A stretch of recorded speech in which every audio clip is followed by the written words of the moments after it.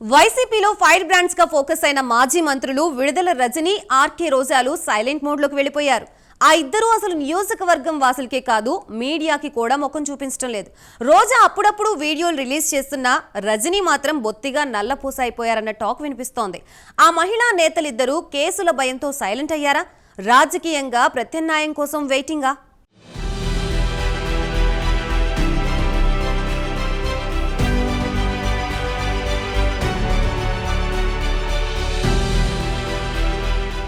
మాజీ మంత్రి ఆర్కే రోజా తనను 2 సార్లు గెలిపించిన నగరి ప్రజలకు కనిపించడమే మానేశారు.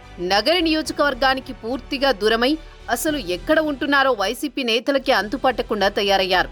ఓడిపోయిన తర్వాత 1కి 4 సార్లు మాత్రం తిరుమల వచ్చి శ్రీవారిని దర్శించుకు వెళ్లారు. అప్పట్లో అపచారమని తెలిసి కూడా కొండ మీదే రాజకీయాలు మాట్లాడి మళ్లీ మాయమైపోయారు. తిరుమలలో రాజకీయాలు మాట్లాడితే కేసు పెడతామని పాలక మండలి ప్రకటించడంతో ఇటీవల కొండ మీద ప్రత్యక్షమైన రోజా నోరు తెరవకుండా వెళ్లిపోవడం హాట్ టాపిక్ గా మారింది.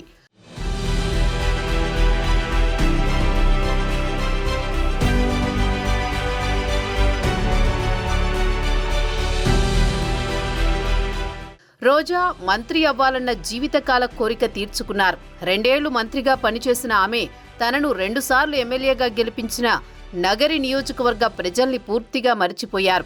ఎన్నికల ఫలితాలు వెలువడగానే ఆమె సెగ్మెంట్కు దూరమయ్యారు. ఆమె ఎక్కడున్నారో ఎవరికి అంతు పట్టనప్పటికీ ఉనికి చాటుకోవడానికన్నట్లు అప్పుడప్పుడు మీడియాకి వీడియోలు రిలీజ్ చేస్తూ హడావుడి చేస్తున్నారు.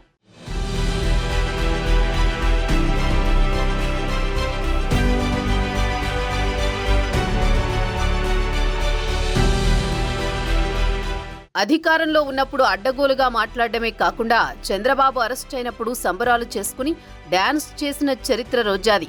నారా లోకేష్తో పాటు భువనేశ్వరి, నారా బ్రాహ్మణితో పవన్ కళ్యాణ్, వారి కుటుంబ సభ్యుల మీద ఇష్టానుసారం మాట్లాడిన రోజా ఇప్పుడు కేసుల భయంతోనే సైలెంట్ అయ్యారంటున్నారు. క్రీడా పర్యాటక శాఖ నిధులను దిగమింగారన్న ఆరోపణలు ఆమెపై ఉన్నాయి.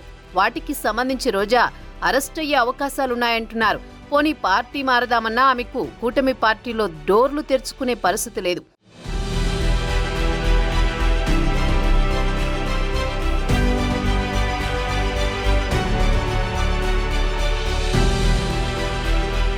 తెలుగుదేశం పార్టీతో పొలిటికల్ ఎంట్రీ ఇచ్చి వైసీపీలోకి జంప్ చేసి విడుదల రజని ఆ పార్టీ తరపున 2019 ఎన్నికలలో చిలకలూరిపేటలో మాజీ మంత్రి ప్రతిపాటి పుల్లారావుపై గెలిచి సంచలనం సృష్టించారు.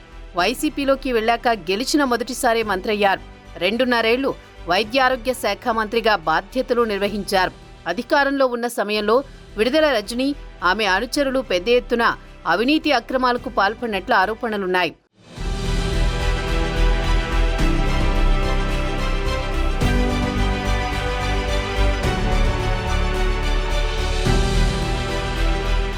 అప్పట్లో వైసీపీ ప్రభుత్వం ఉండడం, ఆమె మంత్రిగా ఉండడం వల్ల ఆమె అవినీతిపై ఎన్ని ఫిర్యాదులొచ్చినా పోలీసులు పెద్దగా పట్టించుకోలేదు. కూటమి ప్రభుత్వం అధికారంలోకి వచ్చిన తర్వాత విడుదల రజని అవినీతి అక్రమాలు ఒక్కొక్కటిగా వెలుగులోకి వస్తున్నాయి. బాధితులు కేసులు పెడుతున్నారు. అధికారంలో ఉన్న సమయంలో తెగ హడావుడి చేసిన ఆమె పార్టీ అధికారం కోల్పోయిన నాటి నుంచి పెద్దగా ప్రజల్లో కనిపించడం లేదు. చిలకలూరిపేట ఎమ్మెల్యేగా ఉన్న ఆమెను జగన్ ఎన్నికల ముందు గుంటూరు వెస్ట్కు మార్చారు. తిరిగి ఆమెను చిలకలూరిపేట ఇన్ఛార్జిగా నియమించినప్పటికీ ఆమె ఏ నియోజకవర్గంలోనూ పార్టీ కార్యకర్తలకు అందుబాటులో లేరని వైసీపీ నేతలే చెబుతున్నారు. కేసుల భయంతో ఆమె అజ్ఞాతంలోకి వెళ్లిపోయారని, బీజేపీలో చేరేందుకు ప్రయత్నాలు చేస్తున్నారని వైసీపీ వర్గాల్లో పెద్ద ఎత్తున చర్చ నడుస్తోంది.